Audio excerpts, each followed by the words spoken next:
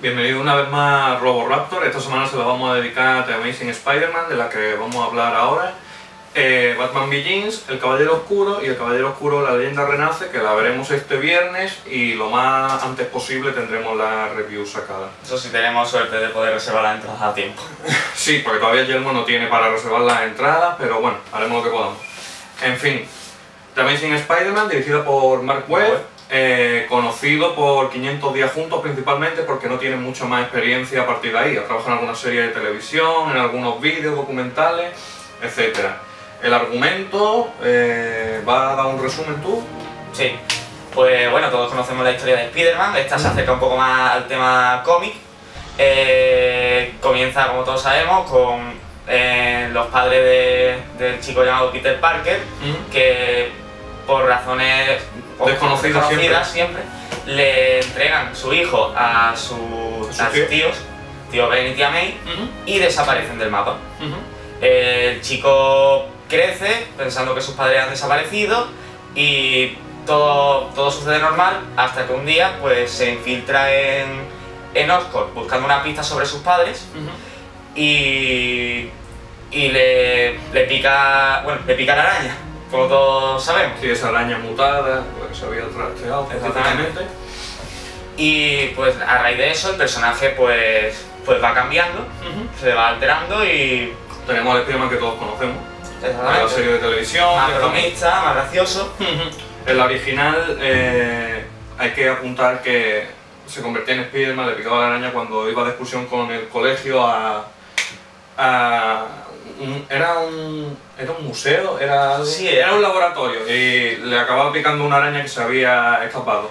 Digamos que en esta versión es como más filgón y se infiltra en Oscorp en una presentación con interinos y él acaba metiéndose en una sala donde están trasteando con ese tipo de araña. Y entonces ya le pica y gana estos poderes. A raíz de esto, su tío, como en la primera película de la saga anterior de Sam Raimi, y en los cómics es asesinado en un accidente que se produce con un ladrón al que Peter había dejado escapar. Es bastante similar a la muerte en la de Sam Raimi, incluso el diálogo vi que lo habían hecho casi calcado. Supongo que en el cómic sería así también. No sé cómo... Sí, hombre, depende de la que él lo dejó escapar, pero bueno, en la original supongo que sería así. Pues eso. Y a raíz de ahí pues decide disfrazarse e ir en busca del asesino de su tío. Aunque todo acaba después derivando en directamente combatir el crimen de la ciudad de Nueva York. Y ya tenemos los supervillanos de turno dependiendo de la historia. En este caso, en esta película, el Lagarto, que el actor es Rhys Ifans, y quizás podemos empezar a hablar por él. Que creo que a ti te gustó bien, que te gustó bastante, como lo fue uno de mis dos personajes favoritos de la película.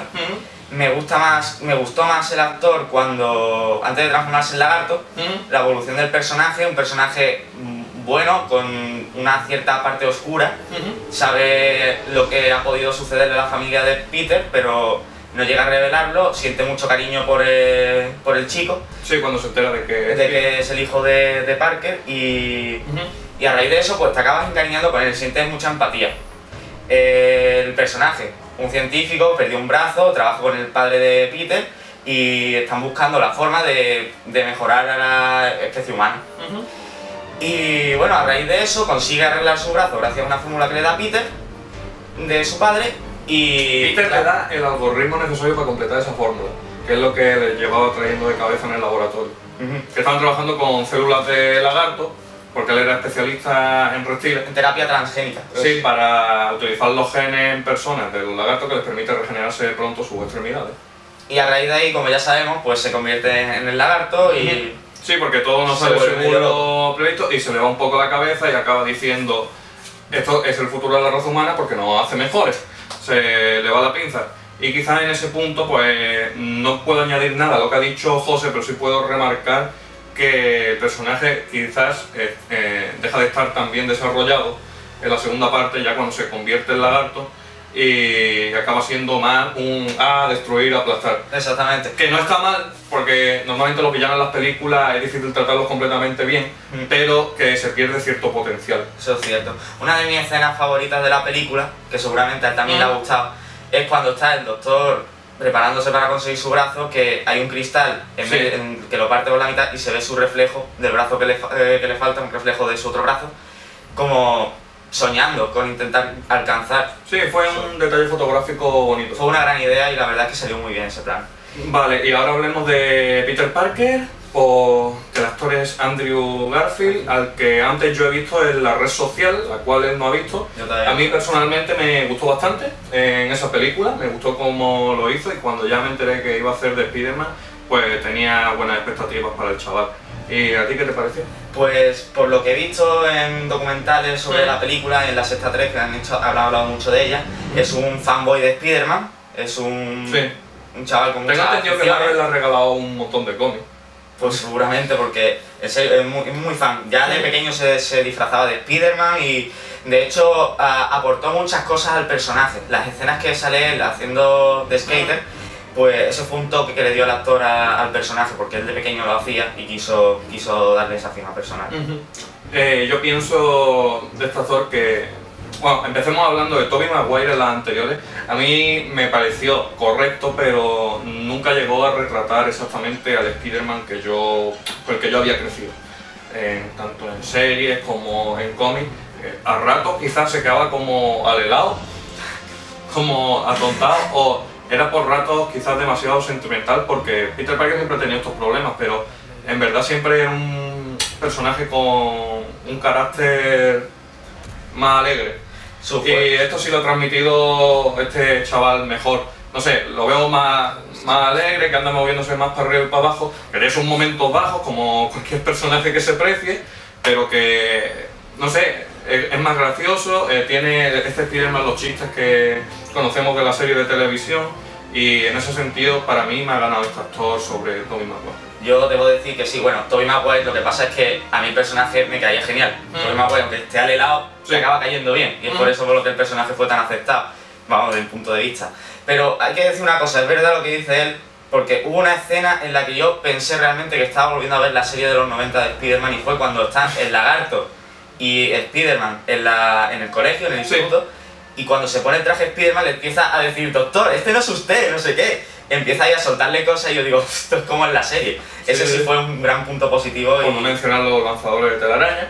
Exacto, yo siempre he sido muy negativo a eso, me gustaba más la fórmula de Raimi de que al picarle la araña, pues ella generaba su propia telaraña.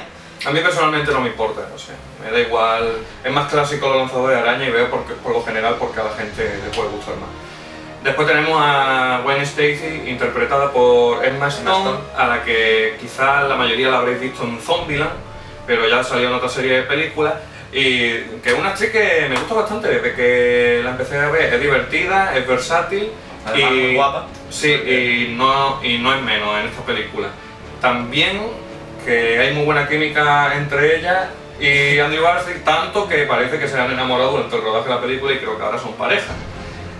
Y es lo que venía diciendo, me ha gustado la dinámica, y quizás esto viene también de parte del director, por 500 días juntos, que es una peli más o menos que trataba de esto. Me ha gustado la dinámica que había en esta pareja. Hizo la relación menos pastelosa de lo habitual, a mi gusto, y que tú la veías en una escena en la que ella estaba igual de nerviosa hablando con él que él hablando con ella, que eso no es común, siempre es como, al menos en las de Raimi por ejemplo también, el que estaba nervioso era ella, ¿cómo me aproxima a esta chica? En esta película, Gwen Stacy era un personaje que estaba al igual que Peter Parker. Sí, bueno, también supongo que el personaje es bastante diferente al de Mary Jane. Es totalmente como la antítesis. Ella es inteligente, ella es la ampollana de la clase, aunque sigue siendo guapa. Mary Jane es la exitosa, la que todos los chicos van detrás de ella, está acostumbrada a ese ambiente, pues es normal que reaccionen así. Pues, hombre, yo desde mi punto de vista sí la vi más pastelosa que las de Raimi, o sea que la primera de Raimi, subrayo ahí. También que la primera no se desarrolla una relación, tanto como la segunda. Ahí va, eso quería ir. Y por lo general el personaje está muy bien tratado. Luego ya quisiera hablar un poco del padre de Gwen, que es mi segundo personaje favorito de la película, no por cómo se desarrolla, porque no llega a ser un personaje muy importante en lo que es la trama. Es importante, pero no es uno de los personajes principales. Sí, pero un personaje secundario bien tratado. Exactamente. Un apunte, a lo largo de la película va persiguiendo a Spider-Man, o dice que es un peligro para la ciudad, al igual que JJ Jameson eso en la serie, en los cómics. Y más o menos es como esa figura de crítica a Spider-Man que en falta de JJ Jameson en esta película, que posiblemente salga en las siguientes. Ojalá. Que al final de la película pues acaba siendo una ayuda para Spider-Man y no diremos qué ocurre para lo que no. Ahí va, eso quería decir. Lo que es importante es la evolución de ese personaje, porque empieza siendo como un enemigo de Spider-Man porque es el que lo critica, el que dice tenemos que capturarlo, no es más que un payaso disfrazado que está molestando a la policía, y luego al final pues resulta que no es tan capullo como parece y está muy bien, te acaba cayendo muy bien el personaje. Digamos que entra en razón. Ahí va. Y yo quisiera puntualizar que a raíz de lo que ha dicho él de Jameson, que saliera en la secuela, ojalá lo hiciera también como el anterior actor que hizo de JJ, que fue La Caña, en la saga de Sam Raimi. J.K. Simmons. Fue genial. De hecho, vaya, si ficharan al mismo... sí, y todo. Sería genial. Por último, podemos hablar de dos personajes secundarios también importantes en esta película, que son Tío Ben y Tía May. Primero hablamos de Tío Ben, que en esta ocasión lo interpreta Martin Sheen, y me gustó en esta película, es curioso, porque me gustó algo más, me pareció más importante su papel en esta película que en la original de Raimi, pero en el momento de su muerte me pareció que se trató mejor la muerte y su impacto sobre Peter en la original.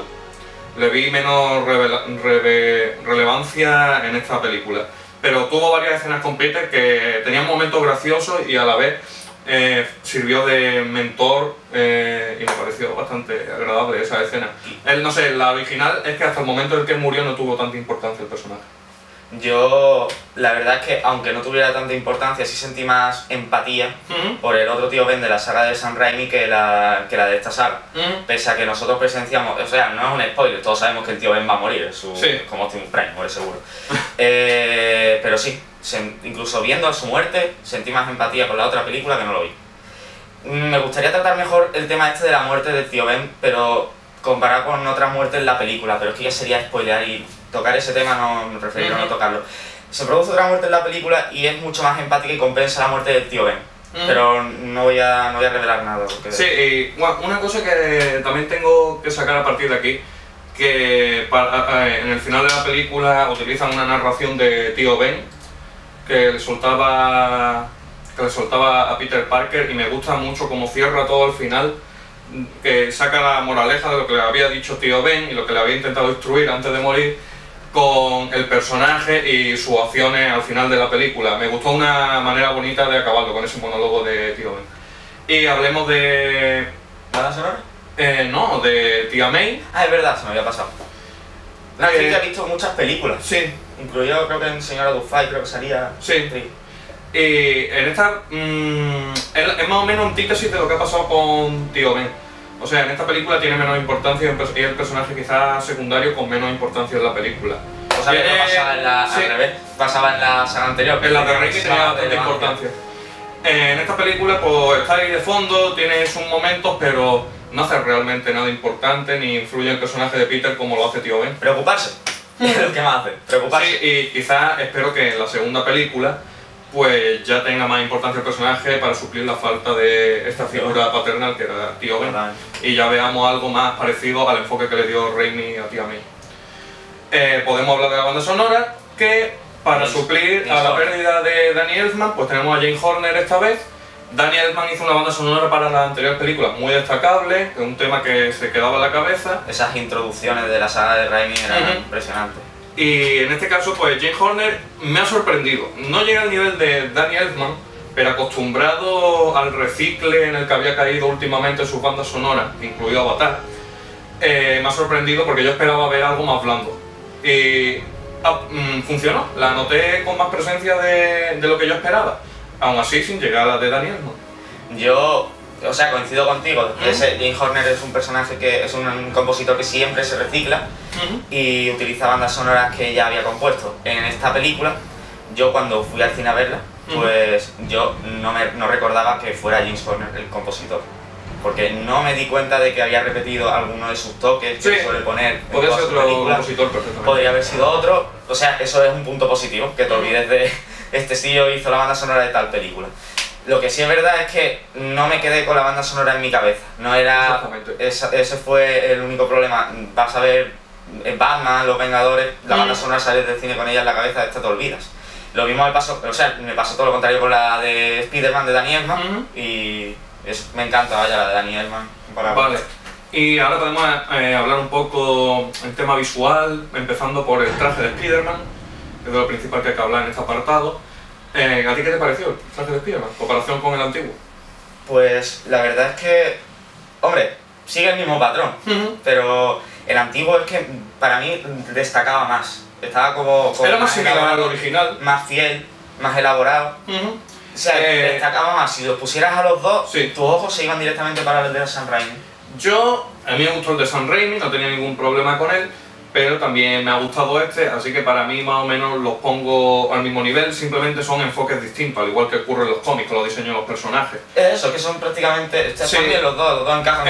Detalles que me han gustado, el material del que están hechos los visores, de los ojos, ese tono amarillesco, y el material del que estaba hecho el traje, porque ve al personaje cosiéndolo y parecía algo más que pudiera hacerse un estudiante cuando ya lo veías con el traje puesto. Eso me gustó, por ejemplo.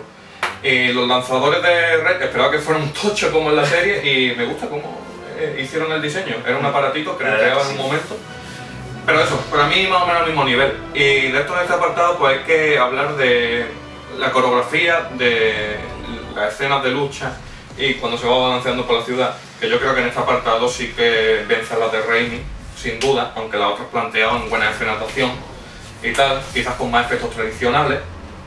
Me gustó en esta que muchos planos que cuando se estaba balanceando eso se intentaron hacer tradicionales y después mejorar con efectos en vez de hacerlos directamente a todo el personaje. Sí, hombre, eso por efectos. Lo que pasa es que también en la primera de la saga de Raimi no había lugar para mucha coreografía de batalla porque el personaje enemigo no daba ese juego. Sí, ya estoy hablando también de las secuelas. Ya. Y se ha notado el avance técnico, tanto la coreografía de las escenas, que Peter hace muchas más virguerías con la telaraña, el movimiento cuando se va balanceando, hace muchas más chulerías más allá de ir. El sentido balanceándose también estaba muy bien, pero. Sí, lo han cambiado completamente el efecto. Sí, pero yo me gustaba más el de la saga Raimi, que de hecho ganó un Oscar gracias a la técnica que emplearon para grabar. Sí, por ejemplo, la escena esa, la primera vez en el colegio, que era cámara lenta. Sí, por esa escena fue. Y eso, en la original de Raimi, el sentido arácnido lo representaron como una cámara lenta. En esto es simplemente como un flash y reacciona súper rápidamente. Que está bien porque es como una representación real de cómo funciona el sentido arácnido, en el sentido de que el personaje se mueve rápido y reacciona rápidamente. Pero eso no es una cámara lenta que dice, oh, que por aquí viene esto. Otro enfoque, a mí me pasa como con el traje. Otra cosa distinta.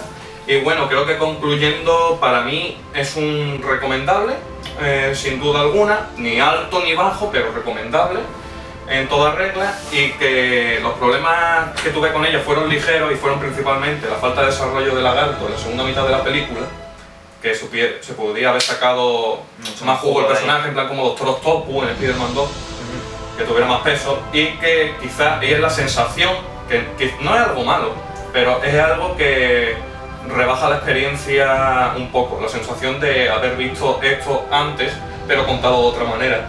Que quieras que no, aunque el enfoque sea nuevo, la sensación de haber vivido esta historia antes hace que un poco el resultado final te lo baje.